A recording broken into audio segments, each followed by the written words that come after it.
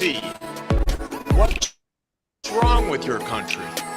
Well, we don't even start by saying the King of Belgium created a slave colony for 30 years.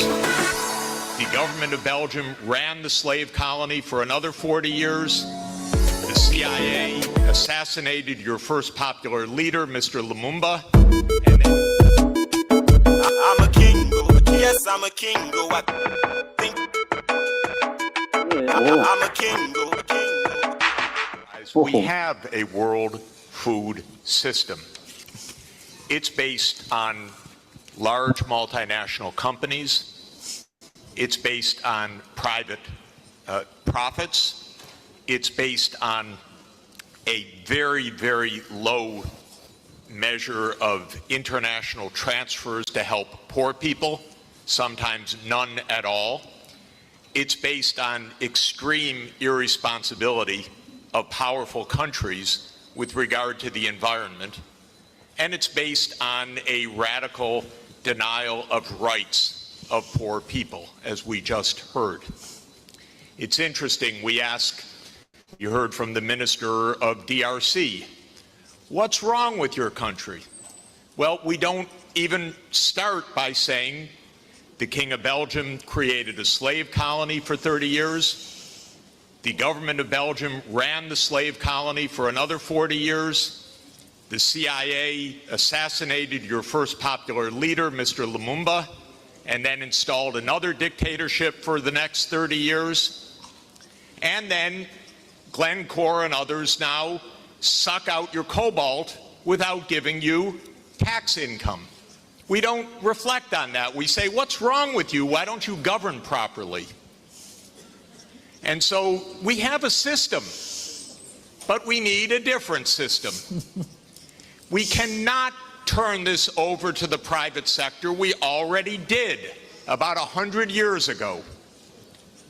Not only to the private sector with the U.S. military behind it, with the defense of these property rights in the Minister of Honduras's country, where United Fruit ran the country for a long time. And their attorney was the foreign minister of the United States, Secretary Dulles, and his brother was the head of the CIA and overthrew the next door neighbor, Mr. Arbenz, to make sure that United Fruit could have its property. So we have a system, but we need a different system. And the different system has to be based on principles of human dignity in the Universal Declaration, principles of sovereignty, principles of economic rights, because these are not nice things to do. In 1948, all the government said that food is a right, social protection is a right, not a nice thing, not a pleasant thing, a right. That was 73 years ago. The SDGs are nothing more than our generation's attempt to honor the Universal Declaration of Human Rights. I come from a country that not only doesn't care about the world's poor, it doesn't even care about its own poor. 1 in 7 Americans is hungry right now. And they don't care. I mean, the poor people care, but one political party, all it cares about is cutting taxes for the rich and filibustering any solution. So we're in a world that's really tough. The private sector is not going to solve this problem. I'm sorry to say to all of the private sector leaders, behave, pay your taxes, follow the rules. That's what you should do.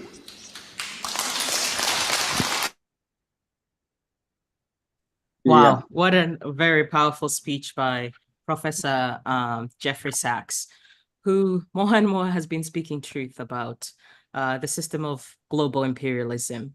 Welcome to Radio and Television in Pinduka. My name is Sasha Kayinde. I'm here today with my esteemed guests. We will be speaking today about the collapse of humanitarian aid in Eastern DRC, or Democratic Republic of Congo, Sudan, and Gaza. And what we really want to speak about today is whose lives matters in these in these war zones and these crises, and how can we as civil society speak up for those who may not have access or power to do so. With me today, I have three speakers. We'll start ladies first. I have Mrs. Marcelline Nduwamungu. I also have Mr. Justin Bahunga and Mr. Célestin Nsengiyumva. So I'll give each a minute or two to introduce themselves, and we'll start with Marcelline. Welcome to the show today. Hello, everybody. I am Marcelline Nduwamungu. I live in Brussels, in Belgium, and I am a member of the International Women's Network for Democracy and Peace, the Belgian desk. And I'm pleased to be with you here to talk about refugee problems, as we also have been refugees. So I think that we have a fruitful conversation. Yeah. Thank you. Welcome. Mr. Bahunga. Well, thank you very much for inviting me.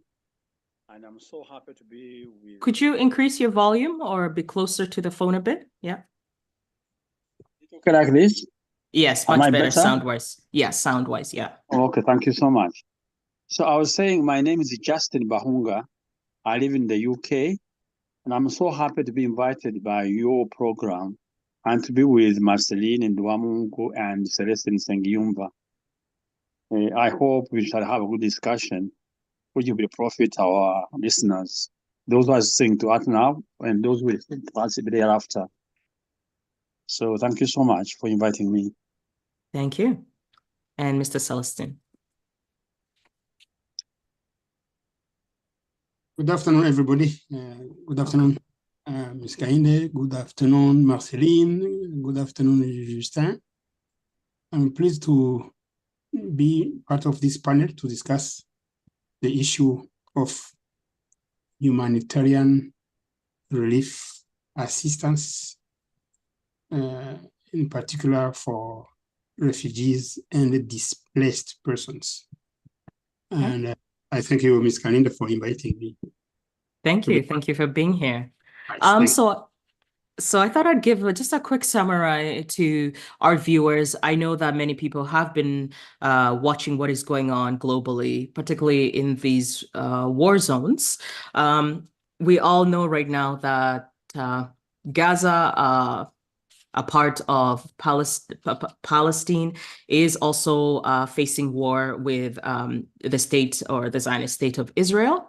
And in my age group, that is the war that is taking up many of our age group's time. And this is our first introduction really to the humanitarian aid industry and how it's supposed to work and where it's lacking at the moment. For those who have been following Rwandan politics, you have heard of the term M23, which is a Rwandan-created rebel group that has been causing war crimes, human rights abuses in the DRC. So you have M23 RDF burning, bombing camps and schools, healthcare centers destroyed in the Kivu area, Ituri, and Darfur. In Sudan at the moment, we have a civil war between the General Abdel Fattah al-Burhan, excuse me for my pronunciation, army who leads the Sudanese army against General Mohammed Hamdani Daglo, who leads a militia called Rapid Support Forces. Their fight has resulted in thousands of deaths, including 10,000 to 15,000 in a single Darfur city. Right now in Western Sudan, in a refugee camp named Zamzam Camp, it's hosting about 300,000 to 500,000 people in Darfur, where you see an average of 13 children dying daily just from severe malnutrition. We have about 9 million internally displaced people in Sudan, with nearly 3 million having fled to neighboring countries. When we speak about the DRC, the humanitarian agencies coordinating with UNHCR are calling for more international support. Only about 35% of the basic needs are being met to the people to the displaced people in Ituri, Northern Kivu, Southern Kivu, the Tanganyika area, and Kasai. And they're totaling an estimated about 4 million, including 2.2 million in Northern Kivu alone and 1.5 million in Ituri. All of this is exacerbated by armed violent groups, heavy rains, pandemics, and health crises like cholera and Ebola. When it comes to Gaza, I don't really have to break it down to you what the civilians there are living with. We see it daily with them facing bombardment, starvation, and all these challenges. So our discussion point today is we're going to speak on 4 key points that relate to all these groups as refugees, as displaced people who do need some sort of international assistance. My first question is, how could we explain this, what some people call almost schizophrenic way they deal with different immigrant and refugee groups? If you had seen the conversation about the Ukrainian immigrants and refugees, it was completely different to what we see now, the dehumanization, the refugees from Sudan, Gaza, and DRC are facing. So my first question is, how can we explain these behaviors, some actors, the indifference they have to these populations? If you don't mind, I'd like us to start with Marcelline, and then ladies first, and then whoever wants to jump in, we can jump in. Okay, Marcelline. Okay, thank you very much. I think that the difference which we see in the treatment of refugee problems is that some people are tired, as you said. Nations are tired of helping every day, and I think they are the same nations which help through some institutions. And I think also that some nations and some people are more and more selfish. They are no longer give. I remember that in the 80s, we could see people helping students, helping needy people. But now people have become either poorer than before, either more selfish. And what we can say also is that we don't see enough initiatives from our countries, especially African countries, which tend to solve problems that we have. For example, I can't understand how, for example, Rwanda is inviting refugees from UK while its own refugees are still outside the country. So I can say that everything has become political, and everybody is trying to protect his own country and sharing what we have. Even everything has become people. I can say that people are more and more selfish, because you see some people who have who own a big amount of wealth, but who don't share with others. That's the main problem, which brings about wars around Africa, around other countries. But I can say really that in Africa, we don't do enough to tackle African refugee problem. So I can say that for now, we shall discuss more and more later. Okay, thank you very much for that. Last time I spoke, I forgot whether it was Célestin or Justin, but somebody really said a pertinent point that stayed with me, and that is countries and powers seek their own interest. And more what we're seeing is, regardless whether those interests clash with international law or human rights law, more and more countries are bypassing the line or the limit that we thought creating the UN Charter and all those human rights charter would have protected us. So maybe we'll go to Mr. Célestin next, if you have any points that you can also add to that question. Yes, Ms. Karinde. I would say that the crises we see around the world today are the result of the inadequacies of the structural organization of the world following World War II. As you know, after World War II, colonial powers were forced out of their colonial territories. And these colonial powers were mainly Britain, France, Belgium, as far as we are concerned in our region, in the African Great Lakes region, but also Portugal, and even Holland. Holland was the colonial master of Indonesia. Did you remember? Yes. So when they were forced out of these colonial empires, decolonization did not address the permanent hunger of these countries for raw material and natural resources from the colonial territories. And as a result of that, we have been having puppet governments put in place by former colonial masters.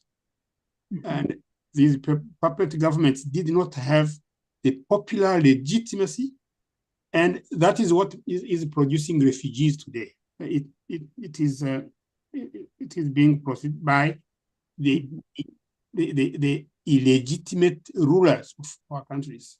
They don't have popular legitimacy. They are they have their allegiance to their own masters. You understand? That is the powers who have put them in the driving seat in our countries. So, and that is what we have in the African Great Lakes region. We have a huge humanitarian crisis, especially in Eastern Congo. But countries like Rwanda are also in a situation of humanitarian crisis because of endemic hunger. The priorities of some of African governments are not in sync. They are not synchronized with the needs of the populations. They are there not to address the needs of the populace, but to address the needs of those who put them in power in the first place. So that is what I would call the root cause of the endemic humanitarian crisis. Today we are speaking about the humanitarian crisis in Eastern Congo, in Sudan. Remember, Sudan was a very strange colonial arrangement. It was first dominated by Britain and Egypt together. And it is an artificial country composed of Muslim populations and what they call animists. Please don't. Those are the people who still sort of pray to animal gods, etc., or live on the land, or it's a difference? These are people who have traditional religions. Okay. They are not as bestial as praying to animal gods. No, they have just traditional religions. And so putting all these people together by force, people who have no common heritage, no common interests. And that is what endangered the phenomenon of the Janjaweed, who felt that they were allowed to raid populations of Darfur. Darfur is a huge region of Sudan. Actually, it is almost all of Western Sudan. That is an area close to the area of a country like Kenya. So it is a 500,000 square kilometers, Darfur, 500,000 square kilometers, like Kenya. So this is all these inadequacies putting together people who have no common interest whatsoever, and who would want out of the arrangement. We have seen that the people of South Sudan voted overwhelmingly for independence, that is to depart from Sudan, which was an artificial country. But in our region of Africa, that is the African Great Lakes, the situation is quite different. The humanitarian crisis has its bedrock on the hunger of Western powers, Western countries, for the raw material, which help them to be on top of industrial advancement. You cannot be talking about computers or aircraft engines or these high-tech industries without the raw material coming from Eastern Congo. So that is how I view this situation. And a solution to this problem should be two-pronged. First, addressing these structural inadequacies,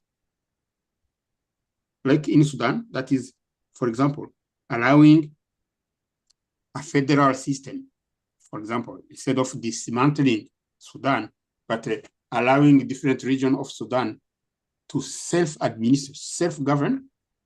That one. Professor, before we go too deep in the solutions, I just thought we could first just speak on the some of the contributing factors, and then later on we will all be able to give a big picture on some of the things that can help. Yeah, I think I did discuss some of the contributing factors of this humanitarian crisis.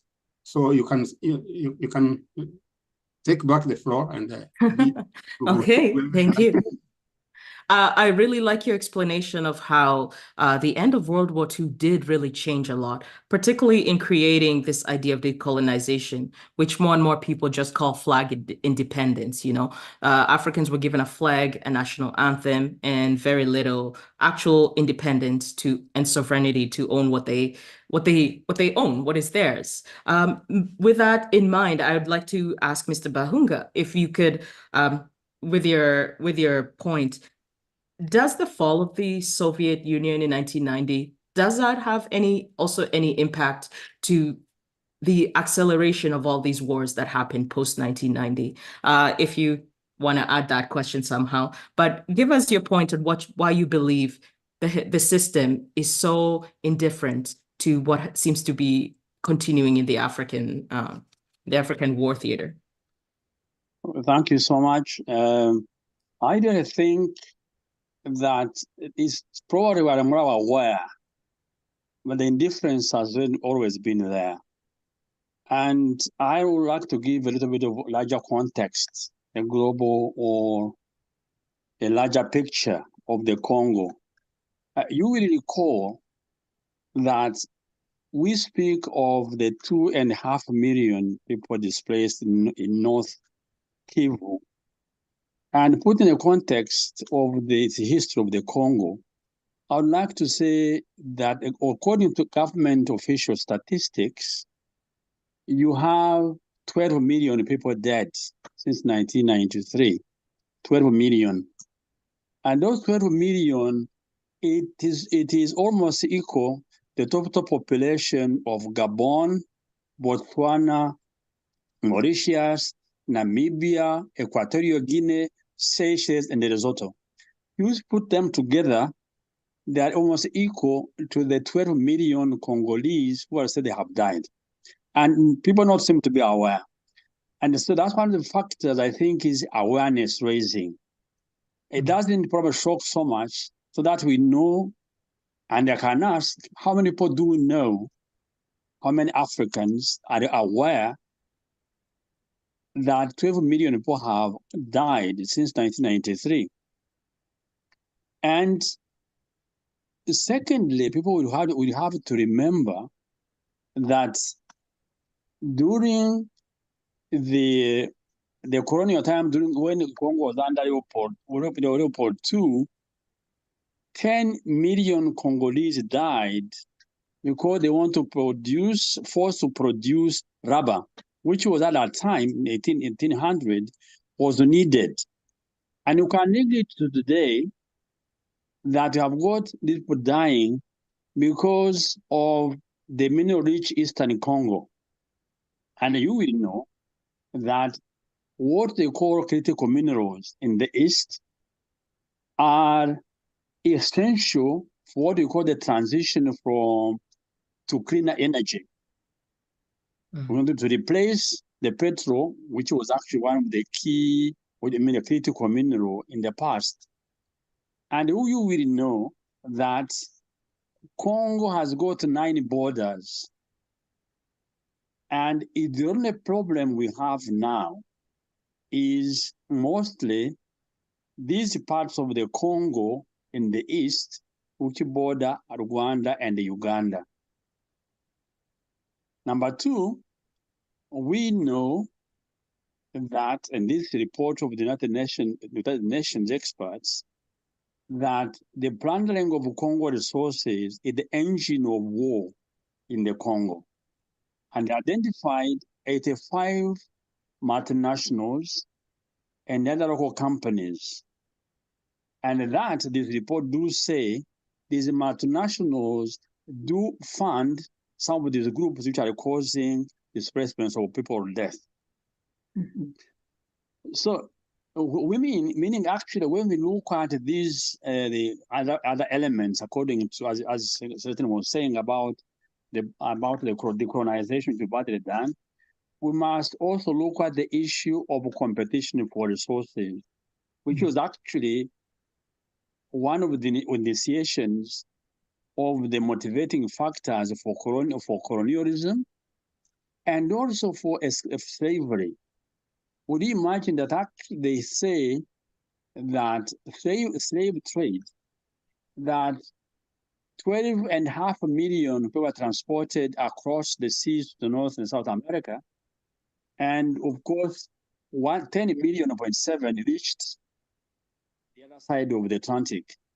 We have the same number of, actually less than the number of people have died in the Congo. So one of the contributing factors, apart from what Célestin has said about the decolonization process, we take into account the interest of the local populations.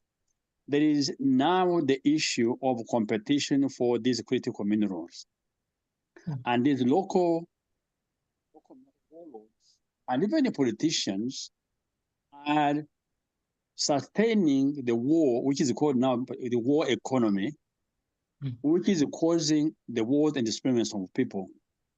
And as to the people, not the lack of interest in taking care of the refugees, in the first place, the best way to solve it is to stop the war. People don't need aid. They need to be in their places of their homes, work, and even themselves on their own efforts.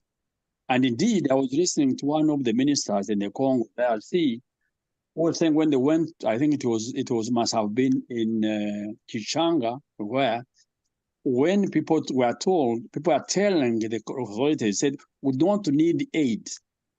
We need peace to go and work for ourselves. And that is, so the resources are an issue of local militia warlords and also neighboring countries, which are Rwanda and Uganda. You will know that since 1996, when Rwanda and the Uganda forces forced Mobutu out. And the second invasion, 1998, there has been chaos in the Congo. The state has lost its control, its monopoly of violence, and this vacuum has been replaced by these local warlords who are protecting minerals and minerals which are siphoned through Rwanda by these multinationals. So why then is that when we look at the why and why people are not taking care of this, of refugees? One, I think Marcel made a very good point. 2 points actually. One is fatigue. It's fatigue that it is people are saying, why should we continue to aid Africa? Why should they not stop this war? And the attitude in some of the quarters in the West, people who give money, is that Africans are killing themselves. It is natural, or it has become almost natural for Africans to kill themselves. Why should we care if they don't care? You had this when we were starting this American professor who was saying, govern yourselves. This goes through the society. So this fatigue, I think, is a key factor. And second, I think the other point I think she made, I want to emphasize, Marcelline, is a responsibility of African states. You cause war, and these wars are fought between the Africans. And when I compare with the slave trade, even the slave trade, it was African chiefs or chiefs who are the ones who are going to capture and to sell their own brothers. Today, those minerals don't end up in these countries where they are given some money, but what's the difference between that time and now? That the product who is needed is not human beings, it's the minerals. And you give these guys the guns, because the guns, again, they've got these arms industries, they're not interested in ending the war. So it's a business. If you counted how much money Congo and Rwanda are paying for these arms, it is astronomical. And so are you killing yourselves? And after that, you ask the West, you say, why don't you help us? So there are people who are saying, no, govern yourselves. They don't have war and don't ask for more. Unfortunately, they say when two elephants fight, it is the grass that suffers. So and then the other, I think, so the other point, I think, selfishness, I think she's also right in terms of selfishness. People are, if you look at the economies now in Europe, all the donors, they have got financial difficulties. So the cost of living has gone up. So there is less to give than before.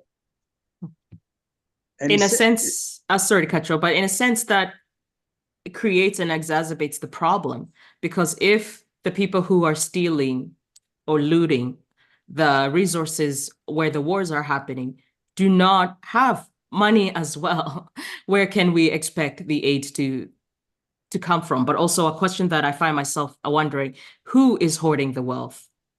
Where is this wealth? Yeah. Exactly. This was actually, the wealth is in the multinationals. They have no moral principles about making wealth.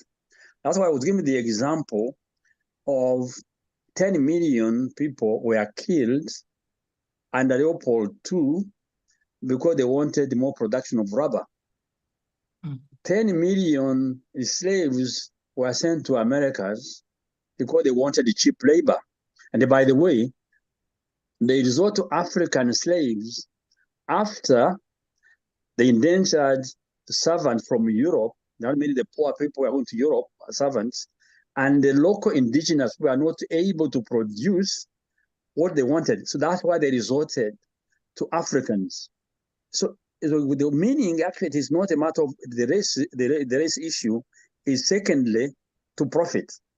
Yes. So that's what I'm saying, that what is happening in Eastern DRC, they are making profits from this war. That was called war economy. So this war is actually making them more profits. And as the man was saying, this gentleman was saying, Jeffrey Sachs, it is the government should control these multinationals, but they don't have any interest. They have to be controlled by this government. But unfortunately, as between the colonial time, the colonial time, the companies, commercial companies, will go before the governments, which will send army to protect them. So today, the governments are supposed to control the multinationals. Multinationals are most of the people who fund these guys to go to power. So there is a problem. So there is a problem of who controls who. Yes. In terms. I want to take your point from there, actually, and sort of kind of go on to our next discussion point, which was aid fatigue, which we'll come back onto your point. My question that I'm struggling with understanding, if there is such a thing as a war economy, and we understand that multinational communities, they have the military industrial complex, but I know that one of a large sector of that industry is the aid industry, in which members of America, children of members of those multinational corporations are the ones who return to Africa to give the aid from the money and the loot that was stolen. So is there such a thing as aid fatigue when the aid itself is part of the system? Once you remove the aid, do you not incentivize civil society to challenge you even more? If you don't mind, Mr. Bahunga, we're just going to go to Marcelline. I want her to kind of give us an idea of whether she has any different viewpoints to my question. And then we'll go back to Mr. Célestin if you have any more to add about aid fatigue, and then we'll come back to you, Mr. Justin. So, Ms. Marcelline. Okay. I think I may be naive, but I think that the people who have got money today or who have got enough wealth today must help. Because I was thinking about the refugees that climate changes can produce. Imagine, and I understand that maybe the West will be hit more hit than African countries by the climate changes. So if they are not helping now, maybe other countries will not help them later. So I think that the world has got the earth has got enough resources for everybody. The problem is distribution. The problem is that a big part of wealth is concentrated in some hands and is not distributed as it should. And I think that those people who think that they have accumulated wealth right now, they might think of what they may do with it if they have to move to other countries. Because when you don't help refugees, it is because you say, I've never been a refugee and my parents have never been refugees, so you don't feel that need to help.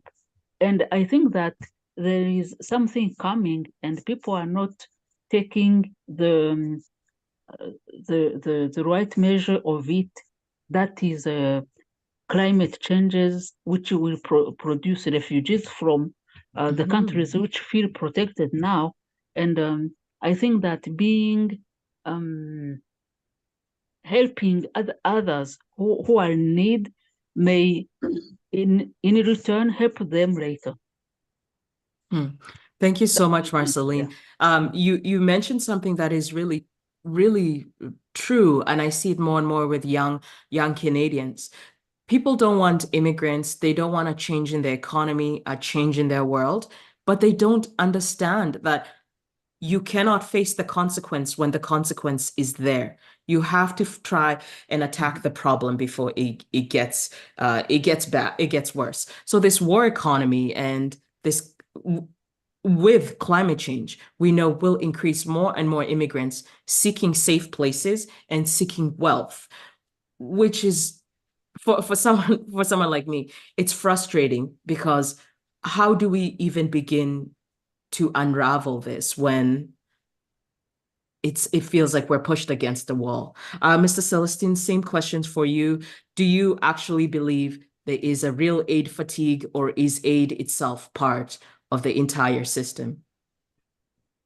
Thank you for asking me that question. I would say that talking about fatigue is hypocrisy.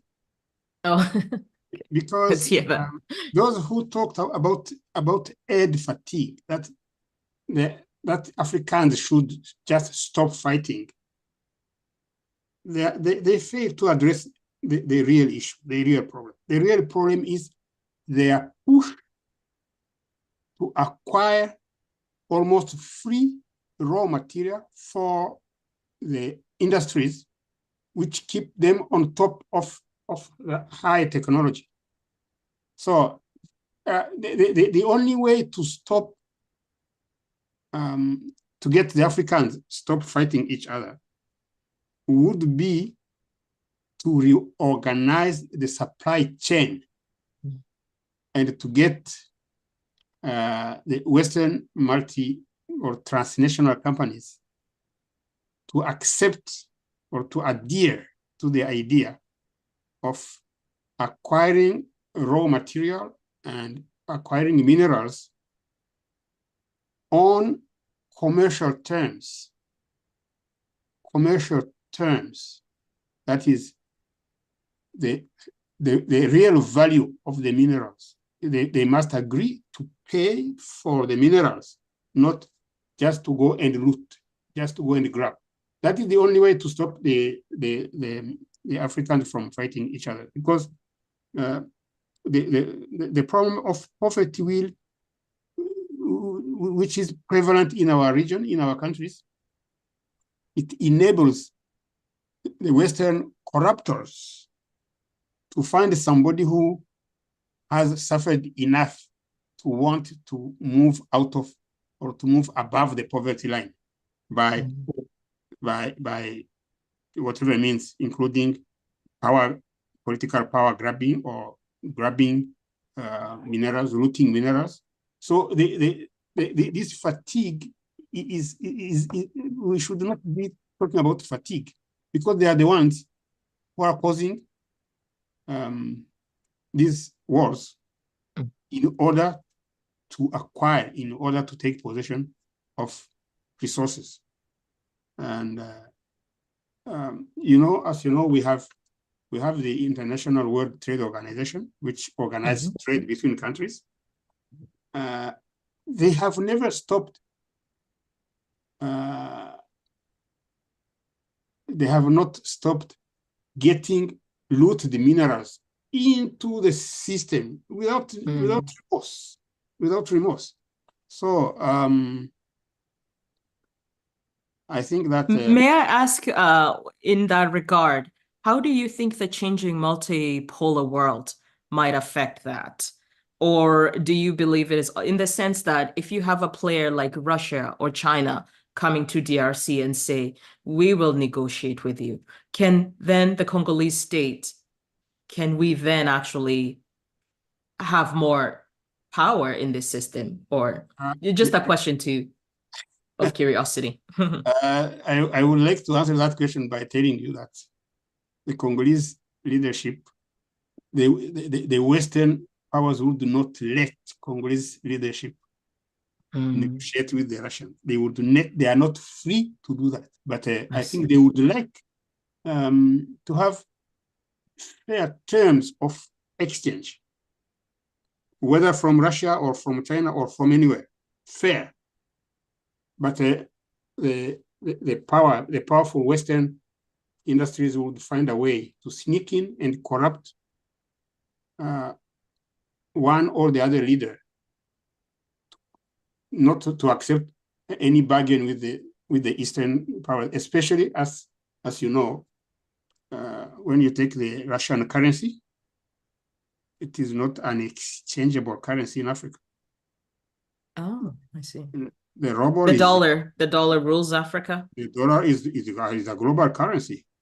When you don't have the dollar, if you have the euro or the yen, you are confident that you have some value in your pocket. But the ruble, it is close to ruble.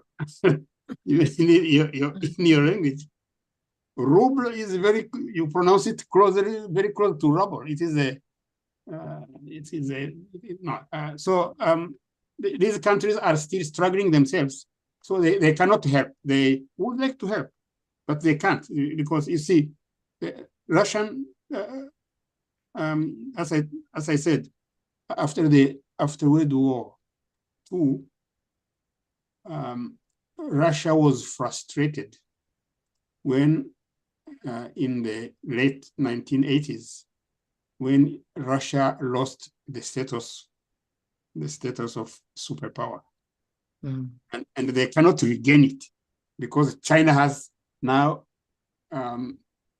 taken over as a global power. So they still have their own struggles to settle. But what we can, the way we can address this humanitarian problem in Africa would be to get our Western partners to accept the idea, to adhere to the idea, to espouse the idea of acquiring the raw material, the minerals from Eastern Congo, on commercial terms, fair commercial terms. I think that is what would help to root out corruption, irregular political processes in our countries, which produce refugee and displaced persons. I think that's the way to sort it out, to get the Western powers and transnational companies to accept acquisition of minerals on commercial terms. Thank you. It's amazing because in everyday language, we're literally saying, could you guys buy that rather than steal it? That's literally what's being said. So I think that's very hilarious. And another thing, the actual fair acquisition of those minerals opens the door for actual infrastructure and development of those countries. So rather than hollowing out an entire country, just leaving it as a mineral hole, you then now have the ability of these people to slowly start to build, and you don't see as much people wanting to head up north to Europe. Mr. Bahunga, coming back to you in regards to that question about aid fatigue, but I also want to ask if you could also mention about the media's role. I see in regards, whenever they talk about humanitarianism for particularly Africans, more and more it's just a racist dog whistle and this image of savage animals who keep fighting and they can't stop and come together. Even though more and more we realize, like Mr. Célestin said, a lot of these African state leaders, they're just leaders of proxy countries. They're just mascot that's been selected by many of these nations. So do you believe that media has any role? Can the fact that more and more Africans have access to information, can that help us change these ongoing humanitarian crises? It does, but probably, if you allow me, I would like to say a few things about negotiating with the companies to be more fair to the Africans. And also about the Western intervention. And it's not only Western, by the way. All these resources, all these minerals are being everybody else looking for them. You have heard There's been now summit meeting between the US and Africa, Russia and Africa, Turkey and Africa. Recently, 5 days ago, there was also a summit, South Korea and Africa. So, and also I think there must have been, I think, France and African head of state. So there is a competition for these African minerals. And I call it a loose number for Africa. And so number two, I don't think we should be thinking of which master should we go to. It's what we call multipolar. To say we should be independent and negotiate on the terms with all these other people who want to get our minerals. And if the other gentleman, Jeffrey, was saying the same, you can't, we call it in a sense, in mobilization. You say, don't agonize, organize. Don't agonize, organize. That should be the slogan. So it's not looking for the best master, but if it be master of yourself and then negotiate on equitable terms with anyone else. Number two, I don't agree with him on many things, but on this one, I thought I would agree with him. One time, I think it was the anniversary of the Central Bank of Uganda. There was someone from the World Bank, and he said, you know, Africans do complain that there is external intervention to divide us. And he said, this is like somebody, you go to the market, he gets drunk, on the way home, he sleeps on the wayside, and the thief comes and takes his wallet. He goes home, tells his wife, you know, my dear wife, I was having a rest, and the thief came and they took my wallet. So I was saying, anyway, a thief is a thief, it's not to steal. But you cannot go and get drunk, sleep on the wayside, and complain you have no responsibility. In the same way, I think Africans have responsibility.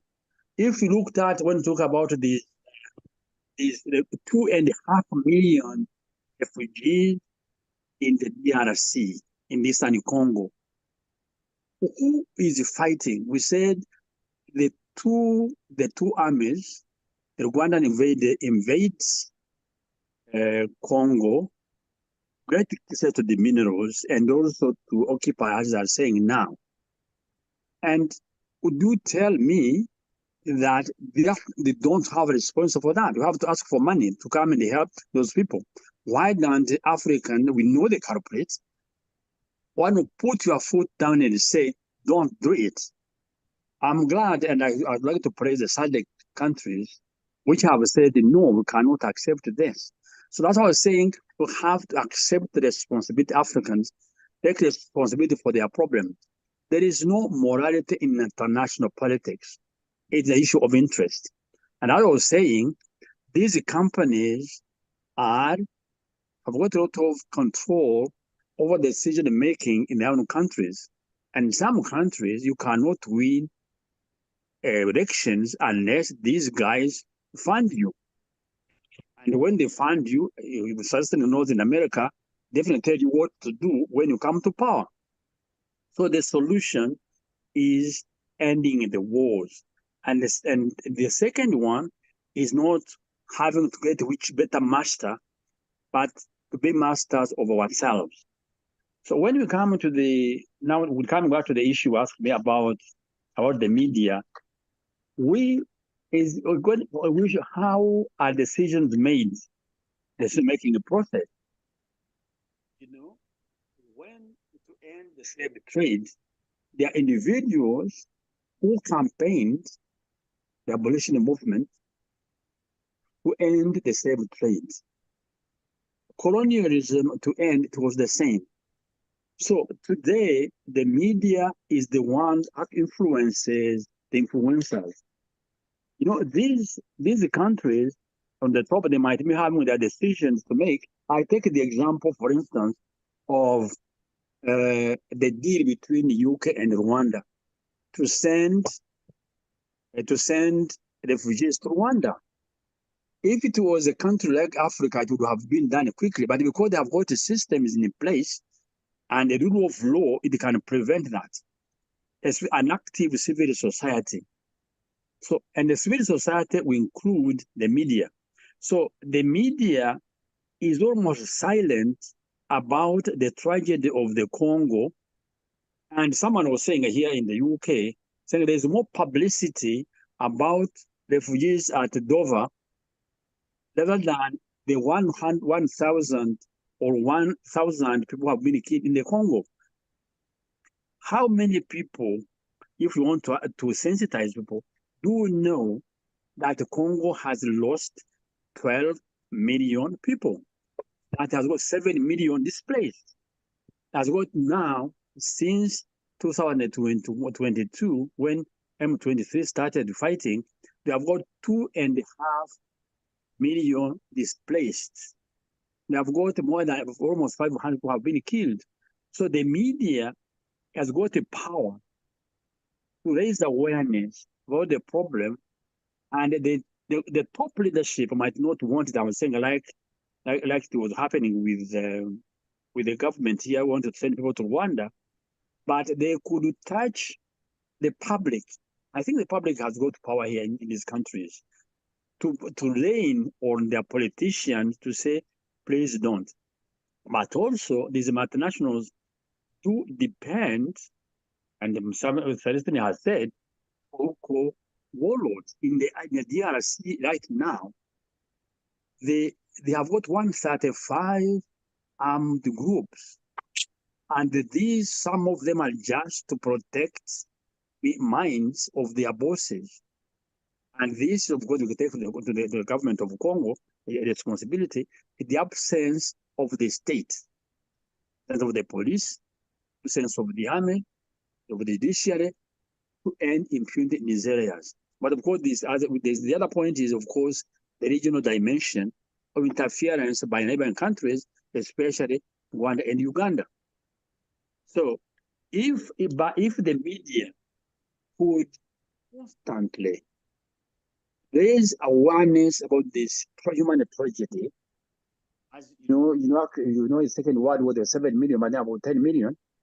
This tragedy, it could do a lot in what they call name and shame, in denouncing these companies, like we have done, for instance, recent about the classified. Yeah, may I add a quick point about that? I've noticed, for example, even the image of Paul Kagame, the president of Congo, has really changed recently with once the youth of Congolese background started to speak and expose another media side of him. So I just wanted to bring that one point. I've seen it happening actually. Absolutely. So the media has power actually. It's a civil society, and I was saying that even the end of the slave trade partly was because of individuals who came out and actually did campaign against it. Today, and that's why I going actually to thank you. What we are doing now, what we are saying now about it, I wish to could go out, because not too many people are aware of this. If we ask Africans in African media, they don't talk about it. Recently, not 5 days ago, President Kagame was in South Korea. He was awarded a doctorate in public policy and management.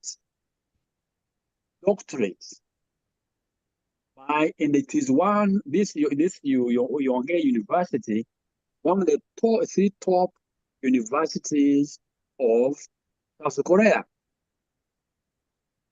So if now what is actually one part of the actually what has happened, which is not these companies or multinationals who don't want to be named and ashamed do cover up these wars, these tragedies.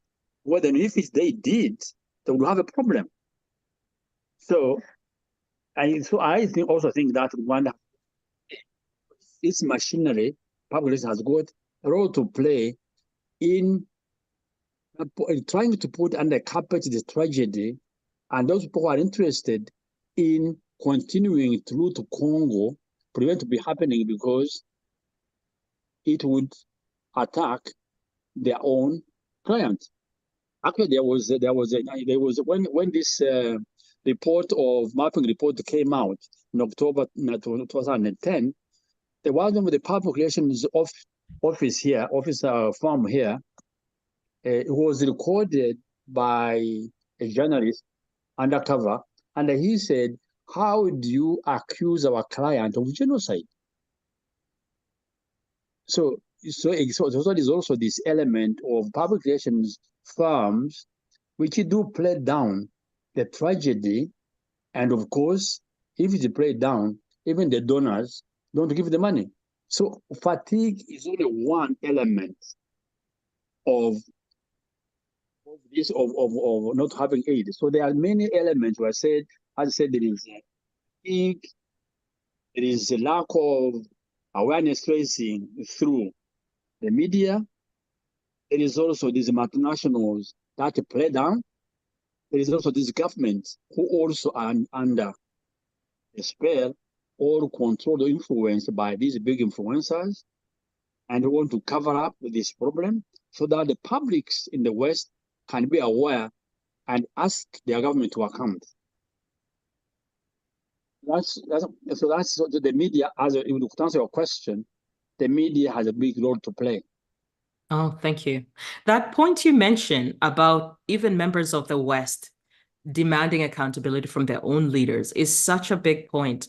For example, in response to the images we're seeing from Gaza, many young people, it's just too much mentally.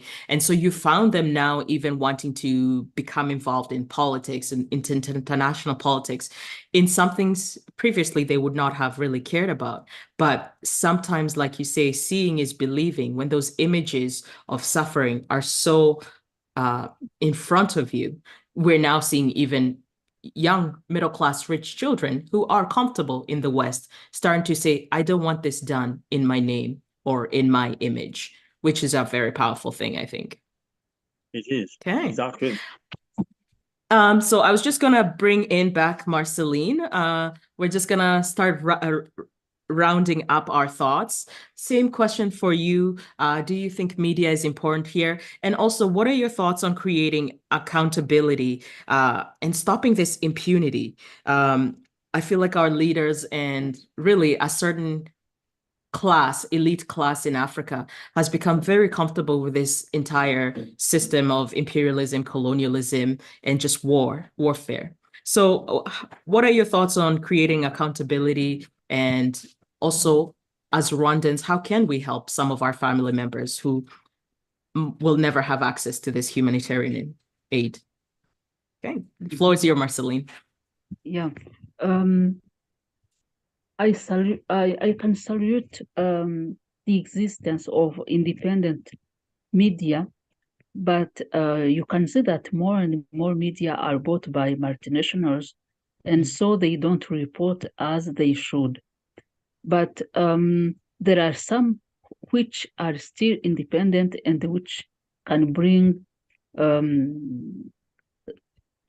hot subjects to the carpet, and that which allow us to talk about those hot issues, especially refugees, as you have seen in the UK. Medias have played a big role in preventing refugees from being sent to Rwanda. And I can also say that there are some watchdog organizations, but I can say they are less and less listened to. But I can tell you that they are there. They exist, and maybe some get some financial means from governments, and the governments have got the line to follow. So sometimes watchdog organizations seem not so active in defending refugees and defending causes. And sometimes also I don't know why sometimes UN resolutions on some key issues, such as refugees, are not binding. It seems UN gathers, they discuss, they talk, they make resolutions, but if they are not binding, they are useless. And going back to our countries, I can say that first of all, we have to look to ourselves. It's true that our leaders are put in place by some other powers, and that the power of people cannot be neglected. I don't know how, but the power of people, population, can bring about some change, and in the framework of ending wars which are cyclic in our countries. And I know that the world has helped us as Africans in tackling many problems, but you have also, as African countries, as African populations, show that we can do something by ourselves. Most of the countries have got 60 years of independence. So let's show that we are independent. But as Célestin said, the problem is that there are some organizations which want good things, but which are, let's say that we don't, the whole world doesn't have common interest in everything. And that's why we would like to develop, but someone else comes with another interest of his own, and that creates problems. So, but what I can say about media is that if we have got independent media, it can really help. It can really help change things, and we have seen examples in the UK. We see examples even in these countries. Some big journals are bought by multinationals, but fortunately there are some other minor journals which are created every day. So we must keep hope that the world will change in the good direction. True. Thank you very much. And I think technology is giving the everyday person like you and me, Marcelline, the ability to, if we can't find an independent journalist, maybe you have to become the independent journalist and start talking and highlighting places in the world that most people do not. So finishing off also, we'll get same kind of questions. First, we'll start with Mr. Célestin, then Mr. Justin. And my question for you two is, like, whenever I speak to you, it really impresses on me how all interconnected we are, and how many other nations, even outside Africa, are going through the same struggles of trying to create true sovereignty, true actual independence that we may not be able to live and enjoy, but will our children and will the people coming after of us actually enjoy? So yeah, any closing thoughts about accountability and impunity? And what does this mean for systems like the United Nations Security Council, like Marcelline mentioned? The same systems that were created by the Western powers show that they no longer work. I'm not sure if they were ever meant to function, but what are your thoughts on that, and how, what can people learn from all this and to help in this struggle? Thank you. We'll start with Mr. Célestin. I liked when Ms. Marcelline mentioned that we should have in our countries a debate or a discussion about the power of the people, and another debate about the people in power. The power of the people should have the upper hand, should impress on the people in power to look for the benefits of the population.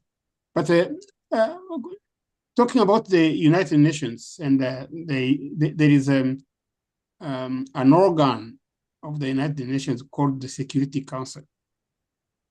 It is an exclusive organ. It comprises only a handful members of this world, the so-called the 5 permanent members of the Security Council. These people, they have the right to veto whatever they don't like. America does it often. Russia does it often. America has prevented a resolution to stop the war in Gaza to pass. They exerted their right to veto. Some other countries who have this power are Britain, France, China. That organ has also 10 members, non-permanent members. They get in on a rotational basis. So, but even the resolutions of the Security Council are not mandatory.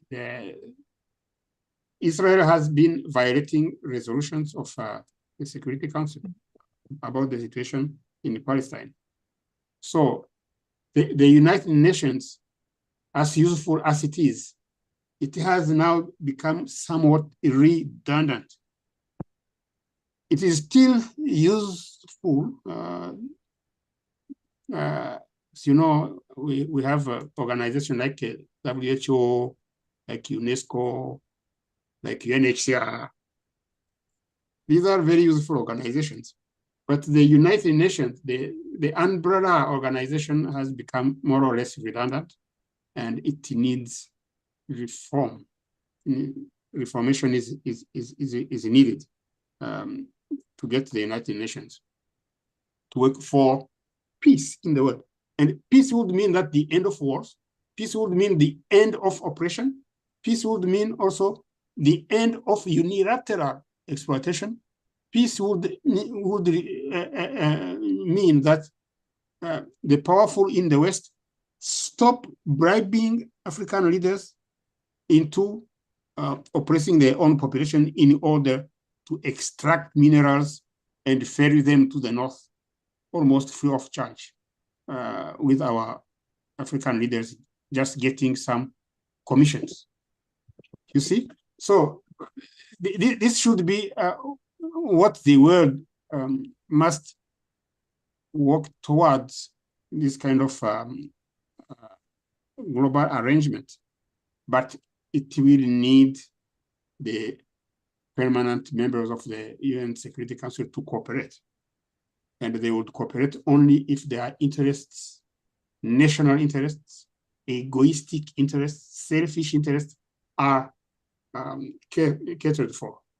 So we are in kind of an impasse. There is no way out of it except by getting these powers to cooperate, to acquiesce to the will of the world people. The will, they need to agree to the power of the world, of the global populations, instead of just trying to snatch, to capture just their interests. Because as big as America can be, or Russia, or China, they don't represent the entire world. There are other countries. There are other countries in the world. We also have interests. We also, every country on this planet wants peace. They want policies conducive to the conservation of the environment. So we still need cooperation among all of us, including cooperation by the big five, as we call them, the big five. Very true. Thank you so much. Mr. Justin, same questions to you. How do you believe the systems of unipolarity are gonna fare as we go? If they have no teeth to enforce whatever laws they bring out. What are your thoughts on that? So I talked about the power, that power has to come to the people. And then the second was about the UN, how to just reform the UN system. On the power of the people, there is no magic. There's no magic about it. It's what has happened either here or elsewhere is that people have fought to get their freedom, whether from the local lords or their chiefs. So there must be the people themselves who have to seek and impose their will on the leaders. The leaders will always want more power. What is the national level? What is happening in our countries? And at the international level, those countries which had the preeminence, they will continue to do so until they are forced by circumstances to feel that they lose more by maintaining the system than by having the change necessary. That's the law. So what you have to know is that what up to now is not the international system is not guided by the moral principles that you do impose behavior on individuals. It is the interest of their countries and how much they would lose if they didn't change their behavior. And of course, the other cases, like when you have in Rwanda, that a leader might not conform like the Kagame because they don't care about the losses. The war in the Congo is costing a lot of lives, but doesn't care, and he does goes on. But normally, there should be a change of behavior when you see your losses are so high. So on that one, that the people of Africa have to understand that the power is not given to them on a golden plate or even a silver plate. They have to fight for it. And people who say that actually the level of tyranny reflects at what level people are prepared, how much they value their freedom, and how much sacrifice they are ready to make to actually get that freedom. That's a fact of life. So, meaning that waiting for someone to do it, it never happened. So the sacrifice have to be made, and the people have to value that freedom, that capacity to ask your leaders to account for what they do. It's happening, what has happened in the West is happening where in Africa to not to change. And asking the West to stop bribing again Africans is not stop, because this whole thing is what it is based on. How do you get what we want at a cheap price? And sometimes you find when we speak of democracy, that the dictators might be sometimes useful because it doesn't have to go through a process of debate. I give an example. When the French government wanted soldiers to go and protect their project in Mozambique, the president didn't have to ask the parliament. He only informed later. He said, oh, after that I told the parliament and I thought they would not say no, that I have done that. You go to Rwanda, you meet the president, you ask him, I want this. You guys like to not everybody does it. Now passes the near neighborhood, but this is a good place. I'd like to build something here. The following day, the caterpillars will have come and raise to the ground the building. So sometimes these countries might work with dictatorial regimes when it serves their interests. Again, you can't ask that person to help them to create a situation where you cannot do that. It will only be possible, and this is also a fact, that if a people raises its voice and says no, there is no country, government, even with the foreign aid, we can stop a revolution take place. Again, we have examples. Iran was a country where they were the best army and the best whatever, but it collapsed. Egypt, the same. So don't look for outside. You look for inside for people to be told to come to value their freedom and be ready to make the ultimate sacrifice like military men do to get their freedom. That's the way. The UN, again, the system is there.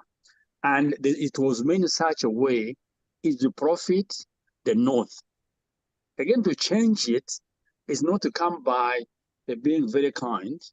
It is only Africa, if they were united and not fighting each other, there's a force, got the minerals, they have got the numbers now. And therefore, if they did work together, they can impose their will on the international system. But divided as they are is difficult. If we are fighting one another, what happens? I quote one thing that one that was Albright Madeleine in 1990, the foreign secretary of the US. In 1997 at Addis Ababa, he told our AU meeting about the Congo. And she said, Africa matters. And if it matters, there is no place which matters more than a Great Lakes region. One is human and natural resources in its geographical position. And it can be a stumbling block for African unity, or it can be a catalyst for African development. If multinationals, other people I told you before they go to colonialism, think that if Congo would be organized and strong, to be a catalyst for Africa, and someone wants to be weak, then he will make sure that it gets weak. We know that when you speak about organization, there are certain groups in the West that wanted that. I give an example. This man called Dr. Peter Palm. He was a special envoy of US in the Great Lakes region under Trump. He wrote an article in 2013 when the first time that this M23 started the war. And in that article, New York Times, he said the title was to save Congo. Oh, yes, you must let it burn. Something sick like that. I remember him. Yes. And also I can't remember the other name of the former advisor of... Could you come slightly closer to your microphone? Yes, there is also... Okay, yes, much more. So there was also, the advisor for the Secretary for African Affairs during Bush administration, and he was also of the view that Congo should be governed well. It has to be split. So when you see that Rwanda is talking about the Eastern Congo, it was part of Rwanda, I sometimes imagine whether they are not in touch with certain groups within the West who actually, and working with the multinational, I'm very sure, who think it is much easier to exploit the eastern part of Congo. And as I told you, it is the part which has got most of the minerals that are needed in the industries, in the move, transition to clear energy. So all the things put together, the issue is, as we were saying, the change in Africa for government to be accountable it is not the West that will come to do it. It's the population have to do it. At the UN, the change will only happen if there is strong forces outside, and that those who are monopoly in power now can see that probably the time to change. And I think it's a change when you see when you have got unipolar, the internal system is that it works in such a way that at the end you come multipolar again. And when you see BRICS, which is coming up, and someone was saying, if you see how the Asia becoming economically strong, militarily strong, have got BRICS, things will change. And this is how you fit there. But to fit them, they have a voice. Africa has to unite. It has to stop being used or getting rid of these guys who are agents of exploitation. There is no way. There's no other way. No two ways to it. It is the people who have to demand and fight for themselves to get their freedom and to be ready to make the sacrifices necessary to do that. And again, the very simple thing you are saying, I think you say a very, very interesting thing about the media, how the international multinationals do fund these media, and it is very true. They have their media to do, but there is another way now who can reach the decision makers without having passed through those big media houses. That's one way.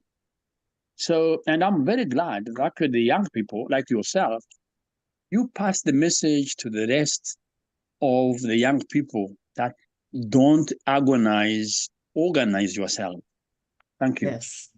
Thank you so much. I do love that saying, the concept that Africans must retake their rights, that no one will come and place it on your lap. In closing words, I wanted to thank everyone today who was here with us. If you're watching this, like we always say, please like, share, and repost. I'm gonna give everyone two or so minutes to give their closing words. I wanted to say, somebody was talking about how the Western elite, but I heard a phrase that just describes them perfectly. They call them the golden billion, and it is sort of funny that in the West, I'm counted in that billion. But the golden billion really must start to see the global majority as equal human beings, equal in freedom, sovereignty, and most importantly, in development. And I think in Africa, that's where we see the need for them to let go of this hegemony and realize that Africans are just as your equals. And if you do not want Africans in Europe, you must allow them to live and survive in Africa.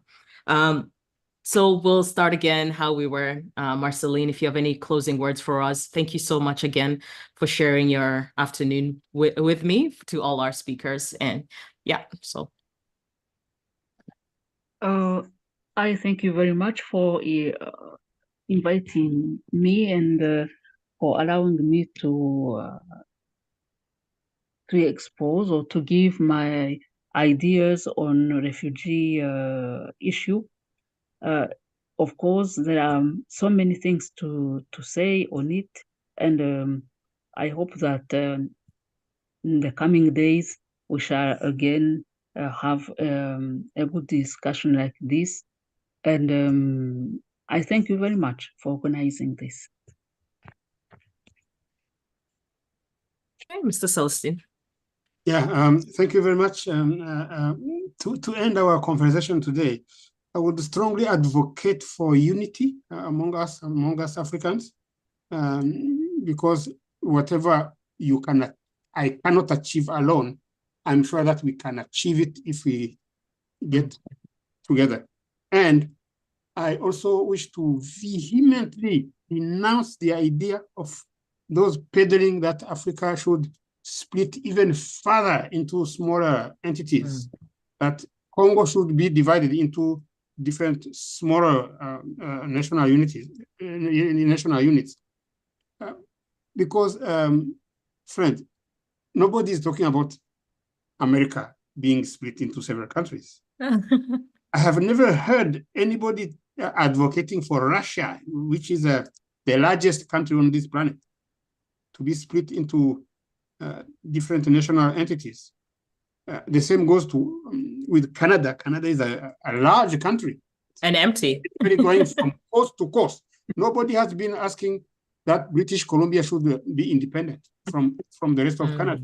And the same goes for China and Australia. So please, Africans, let us get even together, build togetherness, build unity, and unity will help us to stand erect before other major world powers. And that would be my word to end. Thank you so much. Thank you very much. Thank you. Mr. Bahunga.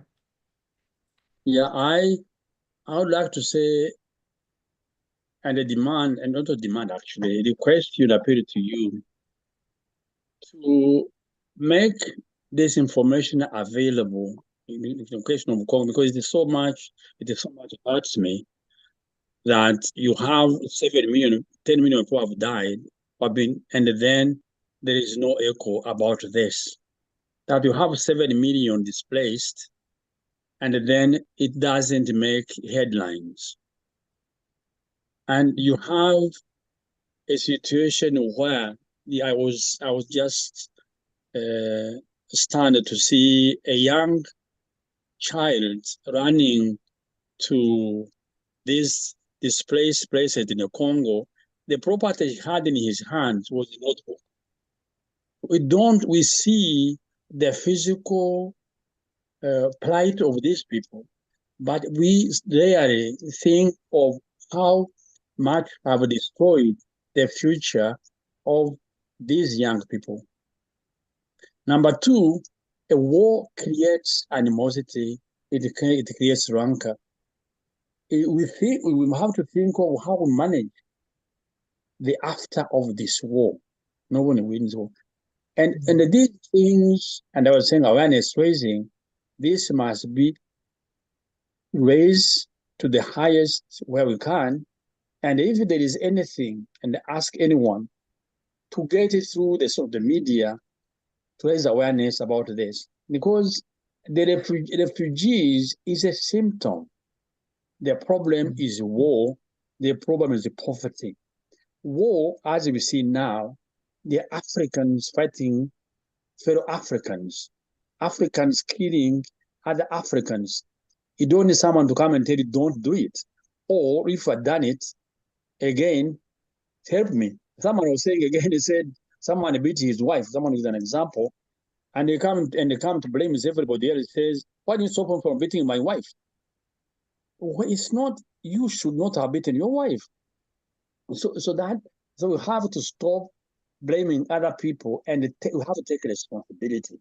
Africans have to take responsibility. They say, well, they have pushed me, they have that. It's like a child. A child doesn't want to take responsibility. Why don't we end this war in the DRC? Why are we spending so much money?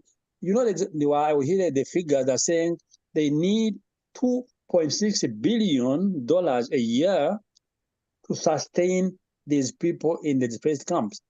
Can you imagine how much that money would do in terms of development? Yeah. Yes, 2.6 that I heard from a minister in the Congo. 2.6 billion. That was in March. Now it might be more.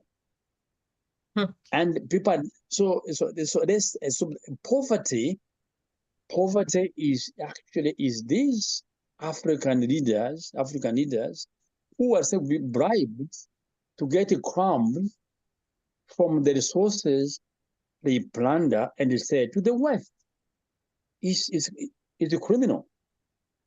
And lastly, I would like to say that we indeed have to take our part as we are doing today, and also to commend you for raising these issues, especially in a language that is used by many of these decision makers who influence the world community. It is important. It's important that they listen, because some of them are the ones that who take decisions on what is happening. And the reason I said it is the same. If Africans were united, you can impose, you can ask. But if you are divided, then you are weak. That's as simple as that.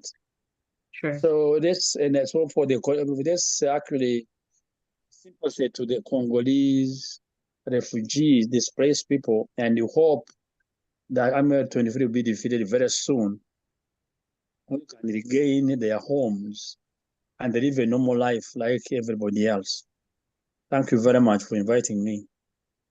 Thank you so much for everyone for all your points, and I always learn so much here.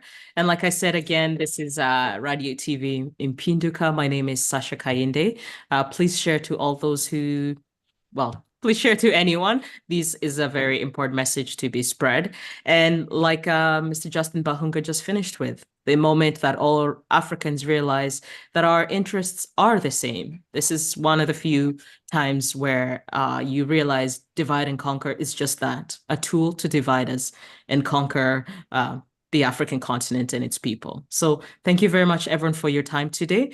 And hopefully we'll see you again at another broadcast. Have a good night. Yeah. Thank you.